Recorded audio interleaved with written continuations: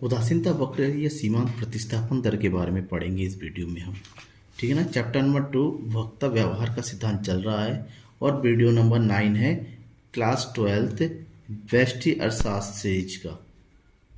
व्यष्टि अर्थशास्त्र का पूरा कोर्स मैं बताऊंगा, जिसमें आज हम बताएंगे उदासीनता वक्र किसे कहते हैं और सीमांत प्रतिस्थापन दर क्या होता है। सबसे पहले हम बात करते हैं उदासीनता वक्र इंडिफरेंस कर्व की। पूरी वीडियो को देखेंगे आप अंत तक तो आपको सीमांत प्रतिस्थापन दर भी समझ में आ जाएगा, उदासीनता वक्र के बारे में भी पता चल जाएगा। आप देख रहे हैं अपना पसंदीदा YouTube channel the economics Guru and ढलिया और मैं हूं नकुल सर। उदासीनता वक्र को अंधिमान वक्र या तटस्थता वक्र भी कहा जाता है। ठीक है ना। इसको इंग्लिश में कहते हैं इंडिफरेंस कर्व और शॉर्टकट में लिखा जाता है IC, जिसको प्रोफेसर हेक्स और एनल ने उदासीनता वक्र विश्लेषण की विचारधारा के रूप में प्रस्तुत किया।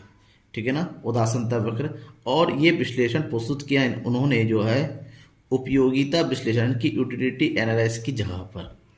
तो सब उन्होंने क्या किया, उदासीनता तटस्थता इंधन का मतलब होता है, इसका मतलब होता है एक जगह पर क्या रहना, उदासीन रहना, किसी विशेष चीज को ज्यादा महत्व ना देना, यानी कि सबको समान दृष्टि से देखना। इस प्रकार से उदासीनता वक्र उत्पादन या उपभोग की क्रिया में जब दो वस्तुओं के बीच में तुलना करते तो दोनों वस्तुओं के जितने भी संयोग होते हैं सारे संयोगों को यहाँ पर उससे मिलने वाली जो उपयोगिता को समान महत्व दिया जाता है। यानी कि उदासीनता वक्र दो वस्तुओं के विभिन्न संयोगों के संबंधित उपभोक्ता व्यवहार की व्यवहार करता है कि दो वस्तुओं का जब उपभोग या उपभोग होगा तो उसकी उपयोगिता कि जितने भी संयोग बनते हैं वो संयोग किस प्रकार से होगा, उपभोक्ता किस प्रकार से संयोग के प्रति अपना व्यवहार करता है, इस बात की एनालाइज करते हैं। उपभोक्ता को जो व्यवहार होता है उसको उदासीनता अनुसूची के माध्यम से व्यक्त किया जाता है, यानी कि सारे संयोगों को ABCD के माध्यम से एक टेबल के माध्यम से एक शेड्यूल के माध्यम से उसको शो किया जाता है। उपभोक्ता को समान संतुष्टि देने वाले दो वस्तुओं के विभिन्न संयोगों को उदासीनता अनुसूची के अंग होते हैं। इसके अंतर्गत जितने भी संयोग होते हैं दो वस्तुओं के उपभोग करने के, वो सारे संयोग जो है समान संतुष्टि देने वाले होते हैं, यानी कि कोई भी संयोग ज़्यादा या कम संतुष्टि वाला नहीं होता है, सब समान रूप से होता है, इसलिए इसको जो उदासीनता बोलते हैं। जब उदासीनता के सभी अनुसूचियों को ग्राफ के रूप में यानी कि चित्र के रूप में हम दिखाते हैं तो उसको हम उदासीनता वक्र बोलते हैं, इंडिफरेंस कर्व बोलते हैं।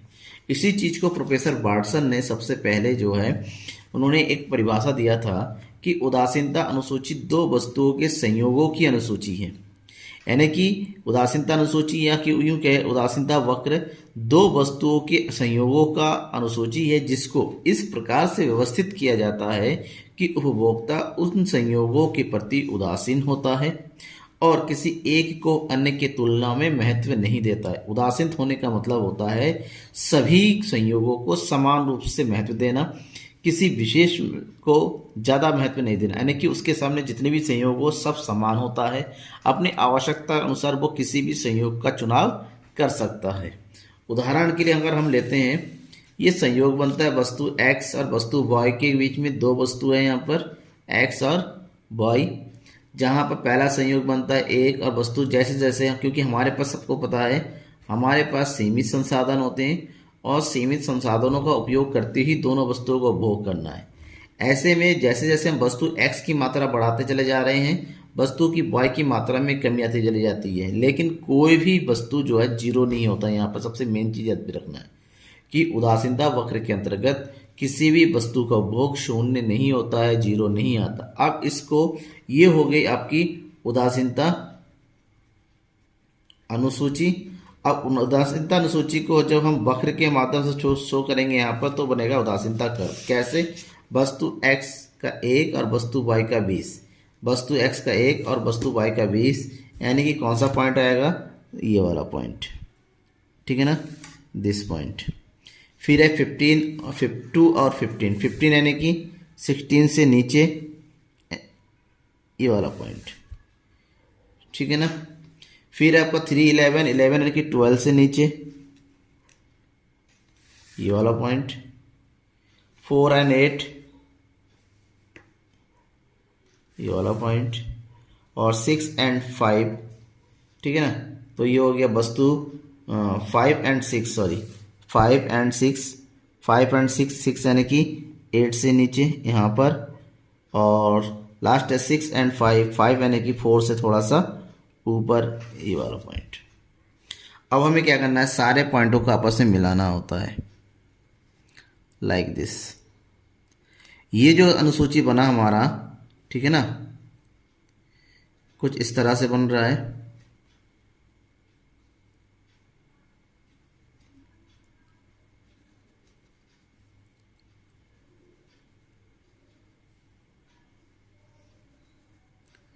ठीक है ना, ये होगी संयोग A B C D E, और सारे संयोग को जब दिखाते हैं, इस संयोग को दर्शाने वाले जो वक्र को हम इंडिफरेंस कर्व यानी कि उदासीनता वक्र कहते हैं।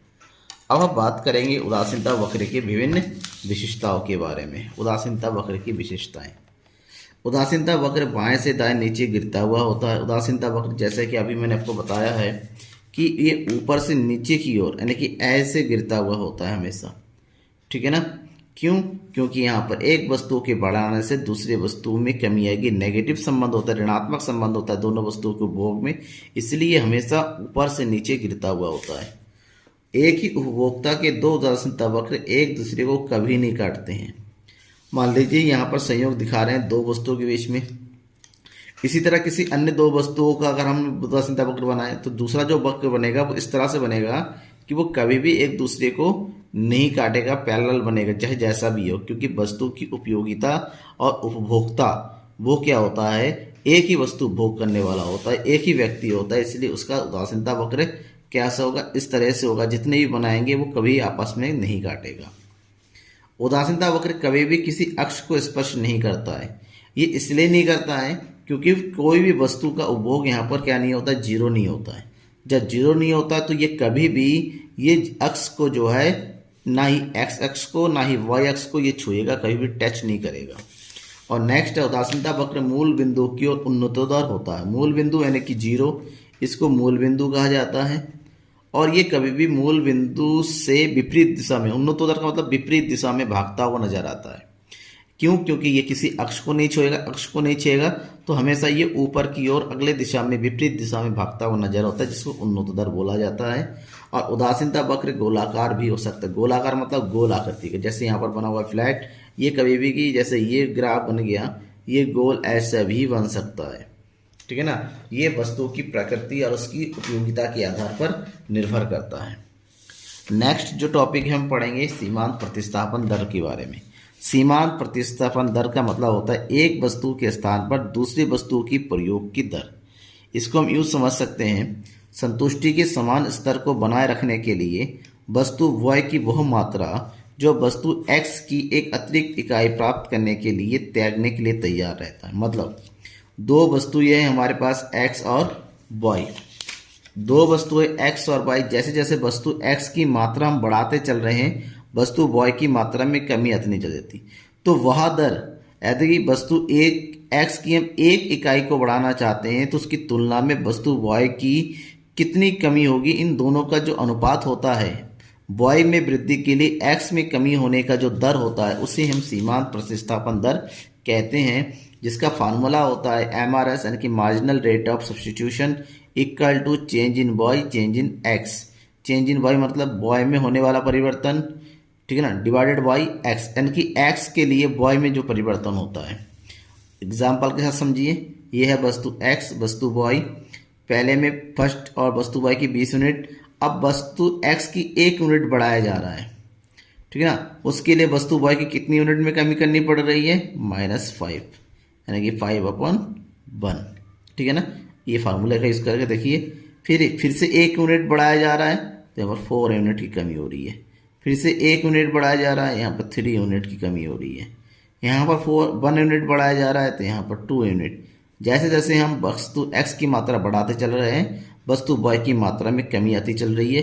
इसी को जब हम एक फार्मूले में क्वेश्चन रखेंगे तो उसको हम मार्जिनल रेट ऑफ सब्स्टिट्यूशन कहेंगे। Thank you.